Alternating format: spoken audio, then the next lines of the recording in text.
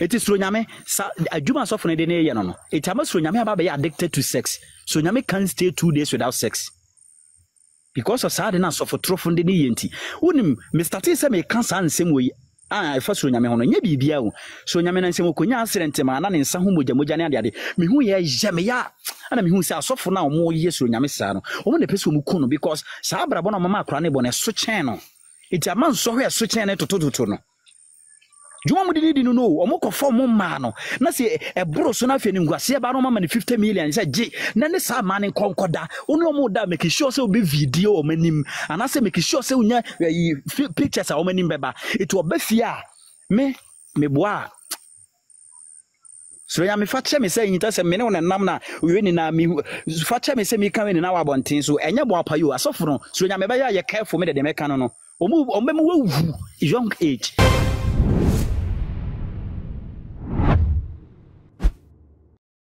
Adeshia abronoma asa kan hu biem ne no na Ghana fo chie mu abranti e de pa e na woje na o man we mu sanse agese ne asemu aba no aka ha no okoka ha so ene de ode abetu dwane de anu ayeden evangelist renyame adodo na anim sa abranti e de wo ba ye na e kamia ise wode na adwene ana se de wosi ye ne nema e twemranti bebru efri ye gatu e de o mbanyame mu na so ne reverend abronoma abaye a wosanso e de eye evangelist renyame abewura mu a woka ne se eniema hodo a ekoso ne asofo a wo mo eniema bia ekesene ne no evangelist renyame eka ho bia wonim ho bi na asofo ni bi kura use no as an instrument e de nya niema wo mo pese wo mo ye aha etu ma GH so mesel afei na woni me share be subscribe ya like no wa share video no e dia ma me na afi wabo bell ne so se be ya upload bia to ma obenya bia hwe na wonya bia tie ye koye nsam ni mu a reverend abronoma e ba abonten e de nsam bi be to social media ne so anu wo kire se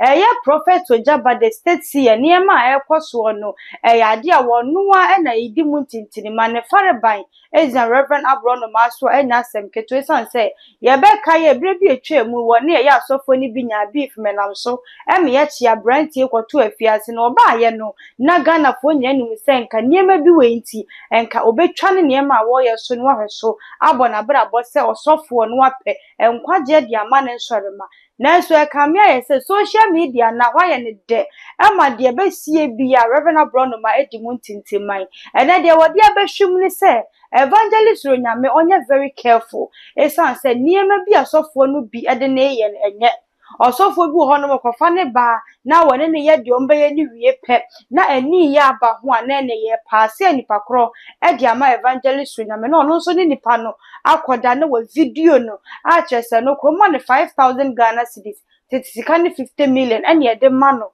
sebe ya woni nipa ne bekwa akoda twitwa ne pictures na wodi nipa kro no mfonyini abeto abonte ne ba ne se jinhini ne ye kasa ye osofo bia na evangelist renyame na kasa release video no ne ya ka ne se eyo no a eniema we e koso e wo mai we mu na ye nim ba bi efiri na so e kamia se reverend abronoma abebie nipa dwenem e wo sa eniema we mu na no ne beto abonte dodo na bi ka ne se enya no kure sanse abronoma ade waya na dwene se woni ojaba ebetwiete enti no se de ono ahwe ya asem ne kwa akoda no e wose wo kenya ne ho kwan hofro so na wode nsem sa beto social media ne so na ebe kenya ntokwana ne nsem wa aba ebe nsusu kyeremu asem wa abronoma e ka ne de ne kwan so anu ne sanse to de bi na ahwa obi timi ni obi kokohia mu wo mpena twemu no makoda ensem beba abonten yesenyo no ane video aba na picture aba beto abonten ne hu ne se evangelist renyame na se nipa foforo bi eda eye bed ne so woni ne mienu nyina di nkomo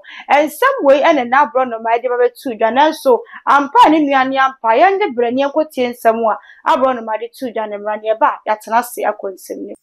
It is Sunyame, Juma soften the day, no. It must Sunyame about be addicted to sex. Sunyame can't stay 2 days without sex.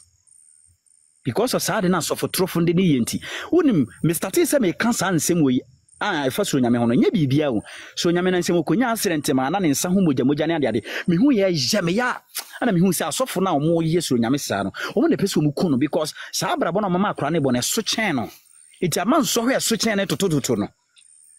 Juma mu di no omo ko form ma no na se e bro so na fe ni ngwase ba no ma 50 million say je na ne sa ma ne konkoda onu omo da make sure say obi video o manim ana say make sure say unya pictures a o manim beba it will be fear me boa so ya me fa che me say nyita say me ne wona nam na we ni na me fa che me say me kan we ni na wa bonten so enye bo apayo asofo no so ya me ba ya careful me de me kan no omo wu young age pina da wanim o chairman me sure say obehu pina da wanim shabere pina da wanim forget it enya say me kan we agu onim asase udin keke forget me me hu say me start kan ansem we na ma me fra kra wo mfa ne ade forget it an sure obehu young age me do me pe wasem me expose ya to abonten say de be yo kra be yo ferry say o me soma say kono koye sa ade ni biem because omo so obi ehu to a aya na omo continue. Iti Mr. We are very careful. Almost suma 50 million, 50 million, 70 million, 100 million. Iti camera bu ne de camera ne this camera no we adwumantia ana okoji huska e ya chede nya chede be ode ye wa bonten a ode promote ni ka ho e ma sa osofo kro na chidifo e be tai na chi obrefunu kwa na de boys ni bo eto be hu se watoka ache be ma bi wa bonten watoka ache na sofo nketo ne ade dwuma ode mu dia no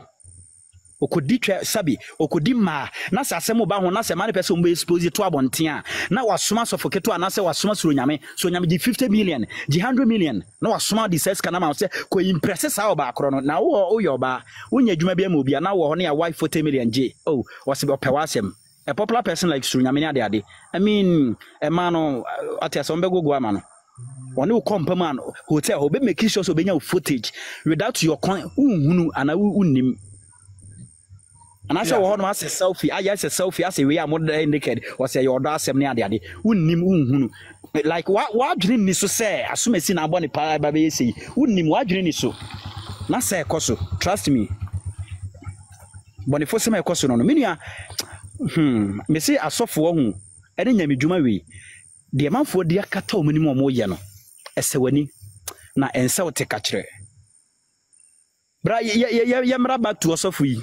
Ana me say 1992 me say 1990 something. Arafuni monipa ete ne nken Reverend Abrono ma a wode ensam tudwa afa evangelist Onyame na o kire kwan a asofo ni bi afa mrante ne mrante wane so edi dwuma ense na emfata e wo mayimu na wono de wakoye osofo na waye na adwene se wono de wo ginam na waye dwuma ne sade no ba de so ma no sade etie bia ensam wo beto apono so bia no wo beba edi ababa betudwa ensemi ama evangelist Onyame ne fans bu afupa a wo mo kire se dodo na wo man we mu ne ba ne sen na ye evangelist Onyame nko na wo boni din e wo video yi mu enti mi nkoba se abrante bi won so ya bone pa a wono so edi se adwuma ne bi edi ama eye ne sofo ana onipa bi a wodi nanim eboa no ema ne didie ensemi ama social media hulu so pa obi a kire na dwen e de fa ho dodo na so ka ne se prophet Ojaba so ama ani abre e wo sansemi hu esan se wobi ni wobi kokohia mu saade no